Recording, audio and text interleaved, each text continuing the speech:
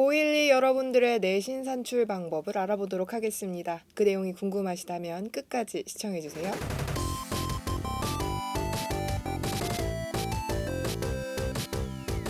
여러분 안녕하세요. 진학사 입시전략연구소 심지연입니다.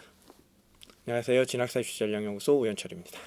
오늘은 제가 소장님과 특별하게 영상을 찍게 되는 이유는 바로 고1, 2의 내신 산출 방법을 좀 알아보려고 합니다. 네네. 사실 이제 교육 과정이 변화하게 되면서 그렇죠. 내신 산출 방법도 좀 달라지기 마련인데요. 네. 사실 진로 선택 과목이 가장 큰 문제인 것 같아요. 그렇죠. 다른 과목들은 뭐 등급으로 산출이 되다 보니 이전과 달라지는 건 없지만 이 진로 선택 과목 같은 경우에는 A, B, C 그 성취도로 평가가 되고 있는 거잖아요. 네, 그러니까 뭐 다른 과목도 나중 되면은 알겠지만 이제 성취 평가제로 가면은 뭐 A, B, C로 하겠지만 실제로 이제 진로 선택 과목하고 일부 예체능 과목 같은 경우가 뭐 A, B, C, D, E가 아닌 A, B, C 그죠? 요 세 단계로만 구분을 하게 되는 거죠. 그러다 보니까 또 모든 학생들이 또 동일한 과목을 듣는 것도 아니고요. 특히나 뭐 진로 선택 과목 같은 경우는 학생들이 아마 3과목 이상 이수하게 돼 있을 거예요. 그러니까 지금 어떤 학생들이 어떤 과목을 선택할지도 모르는 거고, 더 문제는 뭐냐면 우리 학교에 또 진로 선택 과목은 개설이 돼야 되는 거죠. 그러니까 우리 학교에 그 과목이 내가 듣고 싶은 과목이 개설이 안 될 수도 있어요. 그럼 뭐 광역으로 해서 뭐 클러스터로 엮어서 몇 개 고등학교가 엮어서 뭐 들을 수도 있고 하긴 하지만 상당히 좀 복잡해질 수도 있고요. 그다음에 이 진로 선택 과목이라는 걸 또 정량적으로 계산을 해야 되느냐, 뭐 말아야 되느냐, 또 이런 문제들도 있기 때문에 실제로 뭐 다른 과목들에 비해서 이 진로 선택 과목 어떻게 해야 될지 아마 고민도 좀 많을 거고, 좀 이 얘기도 하겠지만 이제 대학 입장에서도 고민이 아마 상당히 많을 걸로 보여져요. 사실 대학이 어떻게 평가를 할 것인가를 확실히 좀 내려줘야지 네네네. 학생들도 좀 선택을 할 때 좀 다양한 부분과 사실 자기한테 전략적으로 좀 고려해서 선택할 수 있는 거잖아요. 근데 그렇죠. 사실 대학의 평가 기준이 조금 발표가 되지 않았다는 부분들이 네. 우리 여러분들 더 혼란스럽게 하는 것 같은데요. 네네네. 사실 이 부분에 있어서는 대학도 정말 많이 고민하고 있는 것 그렇죠. 같습니다. 그래서 여러 안들을 좀 네네. 만들어 보고 그 안에서 이제 교수님들이라든가 입학사정관들과 충분히 지금 토의 중인 것 같거든요. 네네. 그래서 그 중에서도 좀 저희가 유력한 안들을 좀 소개해드리면 좋을 것 같습니다. 뭐 유력한 안은 없어요.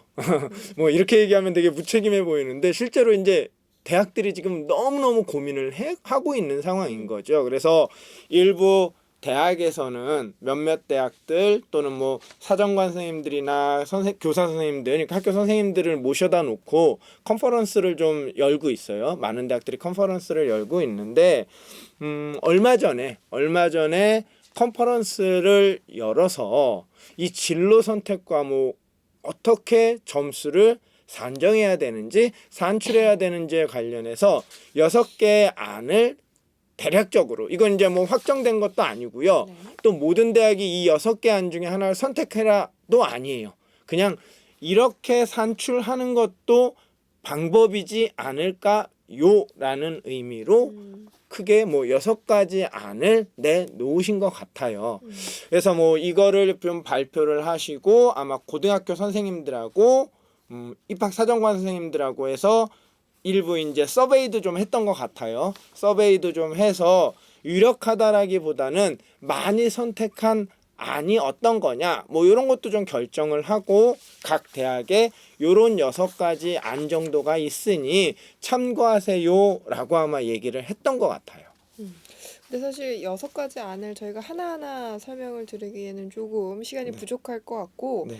그 가장 많은 선택을 받은 안이 5안인 건가요? 네, 지금 요 나가고 있겠죠? 네네. 안 나가나요? 네, 나가고 있습니다. 아, 예.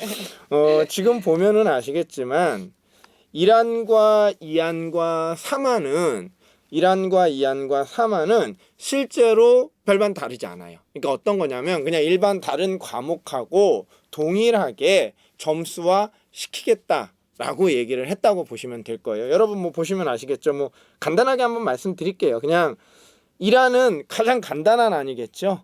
그냥 A, B, C 나온다라고 한다면 성취도 A는 1등급 그냥 주고 2는 2등급 주고 3은 3등급 그냥 주는 거예요. 근데 변별력이 좀 없어 보이긴 네, 하네요. 그리고 예시 2는 그럼 성취도 A는 2등급 주고 B는 4등급 주고 C는 6등급 주는 건 뭐예요? 이거는 그냥 주는 거예요. A에 1등급 주기가 좀 그러니 진로 선택 과목이다 보니 뭐 소인수 과목일 거고요. 그죠? 그러니까 그냥 우리는 A에 그냥 2등급 주자. 그냥 진로 선택 과목의 중요도가 좀 낮은 그렇죠. 정도인 그러니까 거네요. 아무 의미 없는 거고요. 이라는 뭐 이가 2등급 주는 거는요. 그러니까 너무 아주 어떤 의미로는 가장 심플하기는 한데 글쎄요. 좀 그렇고요. 2안이나 3안도 마찬가지로 계산을 하자라는 거죠. 그러니까 2안 같은 경우는 성취도를 보면은 성취도 어떻게 나올 거냐면요, 여러분. 그냥 A, B, C만 나오는 게 아니고 A, B, C에 해당 그 구간별로 성취도별로 비율이 나올 거예요. 그 해당 성취도를 받은 학생들의 우리 학교에서 그 해당 성취도를 받은 학생들의 비율이 같이 괄호 열고 몇 프로 괄호 닫고 이렇게 돼 있을 거거든요. 그러니까 그거까지 좀 활용을 해서 등급을 매기자가 이안인 거고요. 3안 같은 경우는 이제 성취도 말고 그 뒤에 원점수도 이제 나오기는 하거든요. 앞에. 그러니까 그 원점수에 등급을 놓자. 그게 3안인 거예요. 그러니까 1, 2, 3안은 말 그대로 일반 선택 과목이라든가 다른 과목하고 그냥 유사하게 점수를 주자라는 아닌 거고요. 특정한 점수에 등급을 부여하는 네네네네. 방식이네요. 그다음에 4안과 5안은 6안까지 4, 5, 6안은 가점으로 활용하자. 이게 다른 일반 선택 과목이라든가 이런 선택 과목하고는 좀 결이 좀 다르니 그냥 이거는 가점으로만 좀 활용하자라는 의미로 이제 이거는 안을 준 건데 5안 한번 볼게요. 저희가 왜 5안을 보고 있냐면은 그때 서베이 했다 그랬잖아요. 선생님들한테 했을 때 가장 많은 지지라고 표현해도 되나요? 많은 선택을 네, 받은 가장 많은 선택을 받은 사정관 선생님들이나 일선 고등학교 선생님들한테 가장 많은 선택을 받은 안이 5안이었어요. 5안 되게 뭐 어려워 보이는데 하나도 안 어려워요. 어차피 성취도 나오고요. 거기에다가 단위수 나오고요. 그 과목에 단위수 몇 단인지 나오고요. 그다음에 원점수 평균 다 나오니까 그거 갖고 그냥 계산하자라는 의미인 거예요. 네. 여기 예시 나왔죠. 볼까요? 예시 1. A 성취도를 받았어요. 근데 그게 3단이네요. 근데 나는 90점을 받았어요. 근데 그 과목의 평균이 70점이에요. 라고 한다면 A 성취도는 3점을 주자라는 거예요. B는 2점 주고 C는 1점 주자라는 얘기예요. 그냥 단순하게. 아무 의미 없어요, 이것도. 그럼 A 성취도니까 3점이겠죠. 거기다가 3단이니까 3을 곱하고 그다음에 내 원점수랑 평균 갖고 계산을 해서 11.57점 가산해 주자.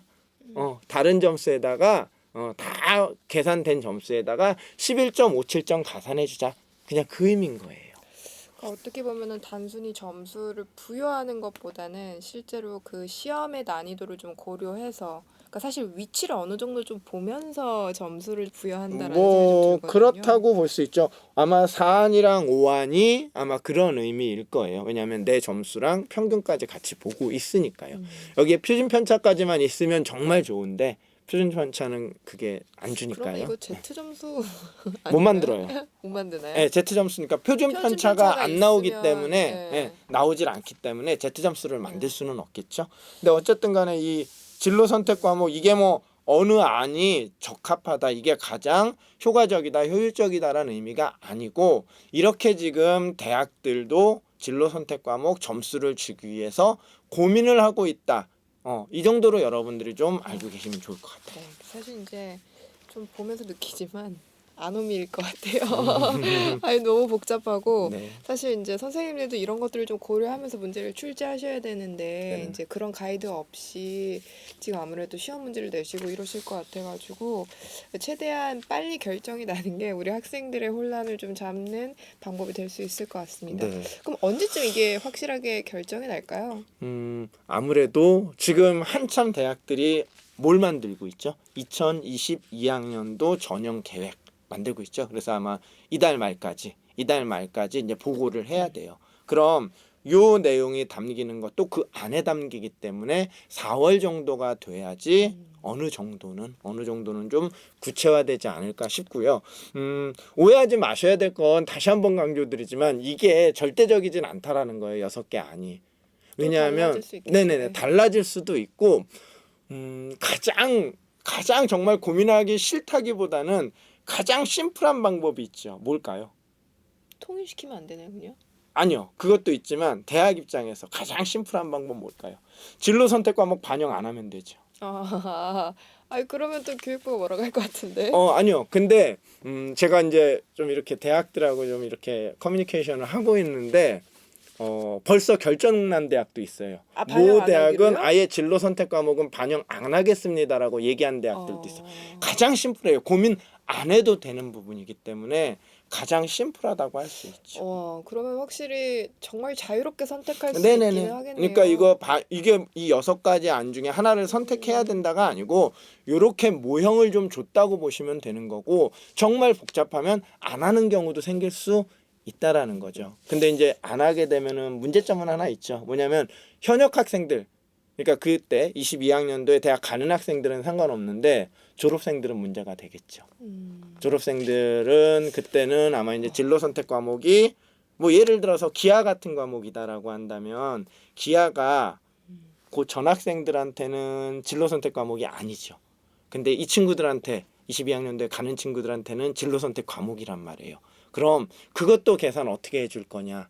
뭐 이런 거 졸업생들하고 현역 재학생들의 어렵다. 문제 이런 것들도 좀 있기 때문에 되게 쉽지만은 않은 거예요. 이 진로 선택 과목 점수화 내는 게 쉽지만은 않은데 중요한 거는 반영 안 할 수도 있다라는 건 알고 계셔야 돼요. 사실 이제 제가 고1이 주로 영상 컨텐츠 제작하고 있는데 너무 많은 게 바뀌어가지고 네, 그렇죠. 너무 안타까운 것 같아요. 그래서 최대한 뭐 어떡하겠습니까? 이미 이제 결정난 부분이라서 이제 저희는 그거에 맞춰서 제대로 분석하고 따라갈 수 있는 방법밖에 없을 것 같은데요. 사실 이제 이러한 것들이 좀 차후 발표된 내용을 토대로 여러분들이 진짜 진로 선택 과목을 결정을 할 때 가이드 좀 잡을 수 있을 것 같으니까요. 이건 추후에 영상으로 다시 한번 찾아뵙도록 하겠습니다. 그럼 오늘 진로 선택 과목 내신 산출 방법은 여기까지 좀 다뤄보도록 하고요. 다음 주에도 더욱 알찬 정보로 찾아오도록 하겠습니다.